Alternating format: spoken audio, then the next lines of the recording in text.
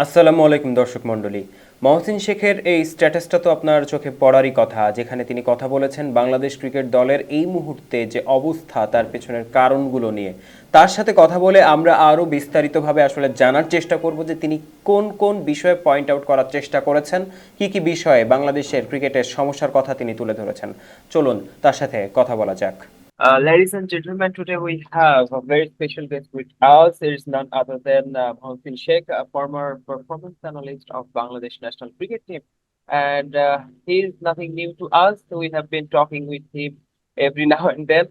And today we will be talking about some facts about Bangladesh national cricket team. Mohsin bhai, first of all, I would like to hear from you that did you expect Bangladesh to leave from early stage? That group stage?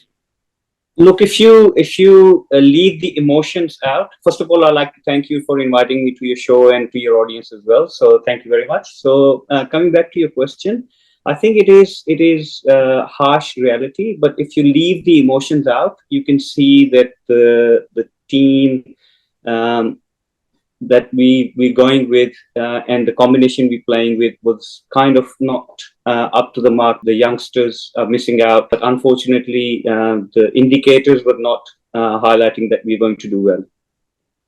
What do you think? Did Bangladesh go to play the Champions Trophy with the best potential 15 players? I personally believe not. We had the opportunity to build the team with a couple of youngsters in. You took Parvez on with you, but never got a chance. Then you got 𝒕𝒓𝒊𝒂𝒂𝒊𝒃, who's one of the best finishers at the moment, I believe, in Bangladesh. You're not bringing him into the team as well. And then also you took one left-arm spinner, and he's not playing in Dubai conditions where India went with three left-arm spinners. We've got the opportunity. We should have built the team from the World Cup, one-day World Cup. Then we played 7 or 8 one days, and we won only 7. So, and those one days were unconsequential. So what I mean by unconsequential, you already qualified for the Champions Trophy. So those are the 7 or 8 one days that you should have blood in the youngsters, build the new combination, and give them a free hand to adjust to international cricket.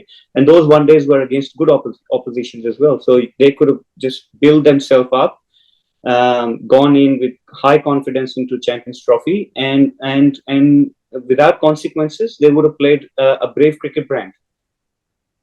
As we were a very close part of Bangladesh national cricket team, we will talk about the World Cup 2027 on the later part of this interview. But first of all, the status you give in your Facebook timeline, we will talk about that. That you wrote that commonality between Bangladesh cricket and Pakistan cricket team are there are 7 points. First of all, poor selection. Can you elaborate that term, please? Yeah, absolutely. So both Pakistan actually and Bangladesh, they went with a selection which actually didn't allow them to play the conditions. So if you look at, I'll just use India for example. They've got 3 leading spinners. Not that they've got a pace battery that they can play. They've got a pacers who can come in and play in the team. But obviously, there 2 of them are all rounders. But they're leading spinners as well. They're getting wickets. So you've got 3 leading spinners playing in Dubai. And when I look at the first game Bangladesh played, they only went with one spin option in Rishad and then Miraj as a all-rounder. And then you left out Mahmudullah, whether it was due to injury or health issue or whatever. I'm not aware of that. But you've gone with one lead spinner. And then Pakistan, similarly, they've gone in their first game against New Zealand, they've gone with one lead spinner. So it just baffles me that these guys have played in these conditions for so many years, so many times, and not that saying that you got to pick the team according to the conditions, and you got to play the combination that is actually going to give you best possible result. Even against India, if you look at the game got stuck. India got stuck actually chasing Bangladesh small total. If we had another lead spinner in there, that would have made such a big difference, and the matchups would have been better. Top 5 Indian batters are right-handers. দেশ জুড়ে তোলপা Walton fridge কিনে আপনিও হয়ে যেতে পারেন millionaire. And you've got no left-arm spinner, right? And you're taking Nasu with you, and he's one of the best spinner in Bangladesh at the moment. That's why he's in the squad. So you should have played him. So that just, these are the things that you got to look at the matchups. You got to look at what is best possible matchup. And both Rohit Sharma, Kohli, even the youngster Samson, they're all vulnerable to left arm spinner, and you left him out from the team. So that is what my first point was. The selection was not made according to the conditions or the situations. Don't you think that India got an extra bit of advantage that they will be playing in one very condition on very ground, and they have got the luxury to choose their 15-member squad considering the situation over there? Yeah, look, that's now the situation we all have to accept. India is the powerhouse. India has got power from money, political.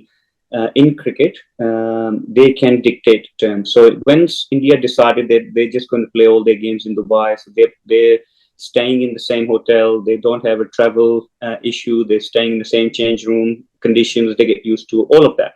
But that's given. That was soon as the Indian situation was derived, it was given that India was going to always have that 1% advantage over other teams. And Pat Cummins have said that, even some of the commentators have highlighted that. But we've got to accept that because that's what India is. So what's the solution? Do we just accept that and make the possible scenario according to our situation, or we just keep harping about India is taking advantage? Well, India is India and they are taking advantage. So what we can do? Right.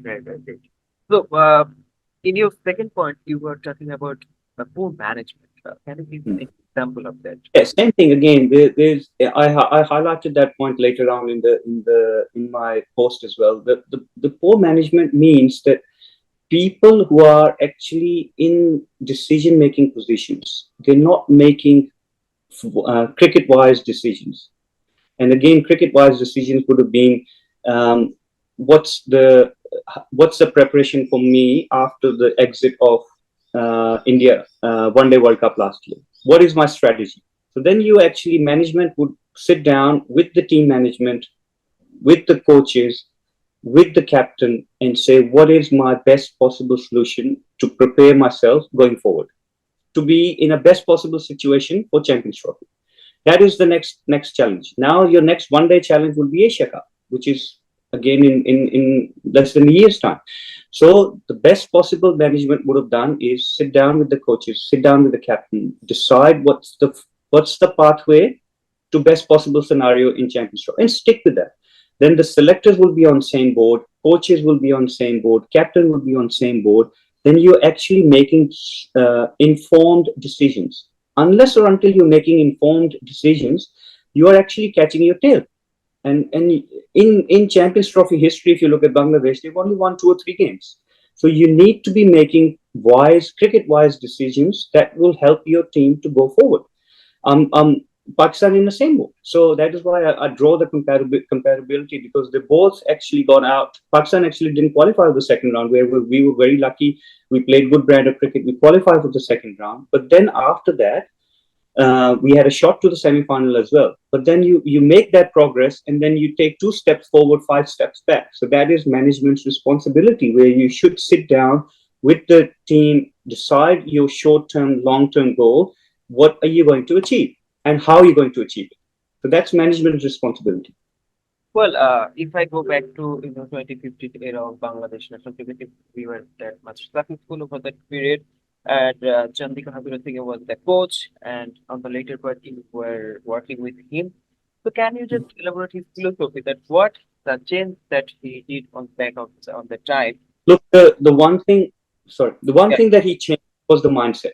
That was given. The mindset was we are going there to win. We are not there to just participate.